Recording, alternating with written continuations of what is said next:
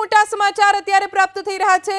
અમરેલીમાં સરઘસ કાંડ બાદ સુનાવણી કોર્ટમાં પૂર્ણ થઈ હતી જામીનને લઈને, ત્યારે પાટીદાર દીકરીને જામીન મળી ગયા છે। અત્યારના સૌથી મોટા સમાચાર, લેટર કાંડ મુદ્દે પાટીદાર દીકરીને જામીન પ્રાપ્ત થઈ ગયા છે।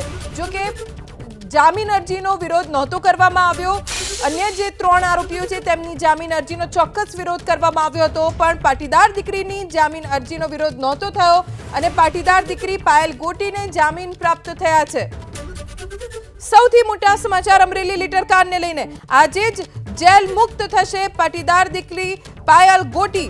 લેટર કાંડ મુદ્દે પાટીદાર દીકરીને કોર્ટે જામીન આપી દીધા છે, કેમ કે પાટીદાર દીકરીના જામીન અરજીને લઈને કોઈ વિરોધ નહોતો કરવામાં આવ્યો, જેથી કોર્ટે પાટીદાર દીકરી પાયલ ગોટીની જામીન અરજીને ગ્રાહ્ય રાખી છે અને આજે જ જેલ મુક્ત થશે પાટીદાર દીકરી પાયલ। ત્યારબાદ પાયલને આરોપ મુક્ત કરવાની અરજી ઉપર આવતીકાલે ચુકાદો આવે તેવી પૂરેપૂરી સંભાવના છે। વધુ એક અરજી પાયલ ગોટીને આરોપ મુક્ત કરવાની કરવામાં આવી છે, જો કે આ અરજી ઉપર આવતીકાલે કોર્ટ કોઈ નિર્ણય આપે તેવી સંભાવના વ્યક્ત કરવામાં આવી છે।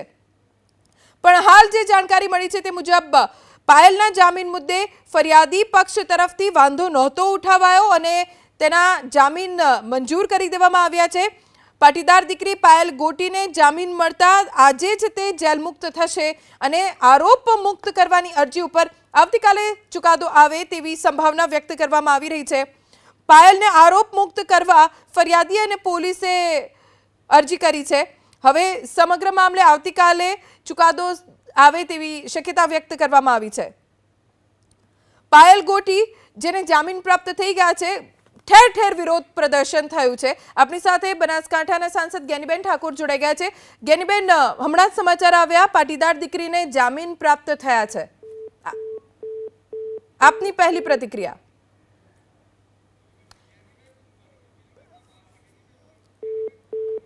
માફ કરજો, જેનીબેન ઠુંબર અત્યારે આપણી સાથે જોડાઈ ગયા છે, કોંગ્રેસના નેતા। જેનીબેન, ઠેર ઠેર વિરોધ પ્રદર્શન થયું અને પાટીદાર દીકરીને આખરે જામીન પ્રાપ્ત થયા છે, આપની પહેલી પ્રતિક્રિયા શું રહેશે?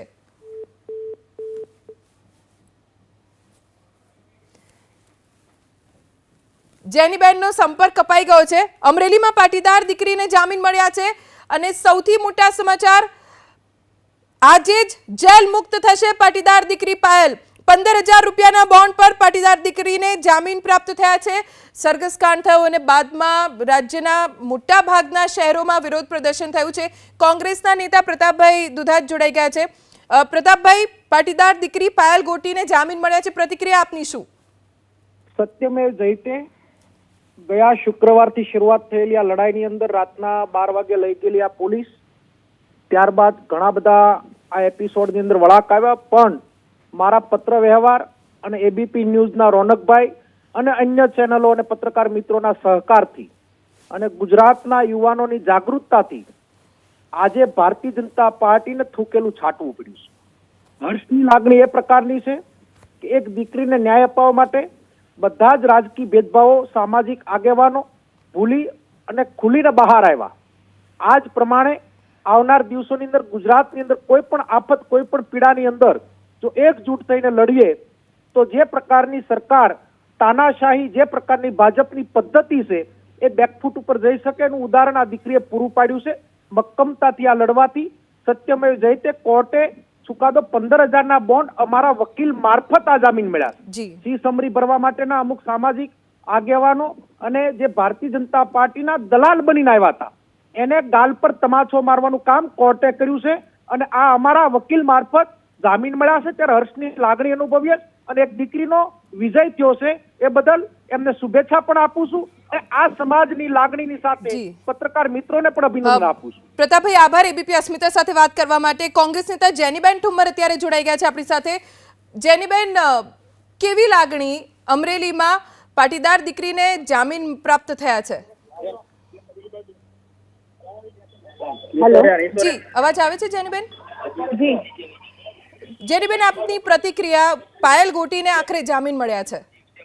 આ બસ હજી કોર્ટ ઉપર જ છું. એનું જે જામીન મળ્યા હજી લઈને દીકરીને લેવા જઈ રહ્યા છે. એટલે ખૂબ આભાર માનું આપના વતી ગુજરાતની જનતાનો કે જેમણે ખૂબ બધું પ્રેશર કર્યું. આ જામીનની અરજી મંગળવારે મૂકવામાં આવી હતી અને આજે શુક્રવારે એનું હિયરિંગ હતું. એ હિયરિંગની રેગ્યુલર પ્રોસેસ પ્રમાણે અત્યારે ટેબલ ઉપર આવ્યું ને એનું હિયરિંગ થઈને અત્યારે એનો ઓર્ડર આવ્યો છે. જસ્ટ ઓર્ડર અમે લઈ રહ્યા છે અત્યારે કોર્ટ પર જ છે અને લઈને દીકરીને લેવા માટે જઈ રહ્યા છે. એટલે આજે જ જેલ મુક્ત થવાના છે. ક્યારે તે બહાર આવશે? બસ અમે બહાર એટલે હજી અમે કોર્ટ ઉપર જ છે.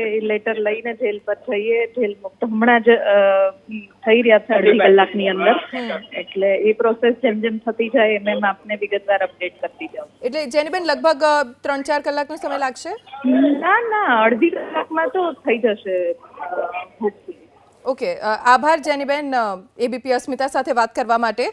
તો આજે જ જેલ મુક્ત થશે અને જેમ જેનીબેને જાણકારી આપી છે કે લગભગ અડધો કલાકમાં તો પાયલ ગોટી બહાર પણ આવી જશે.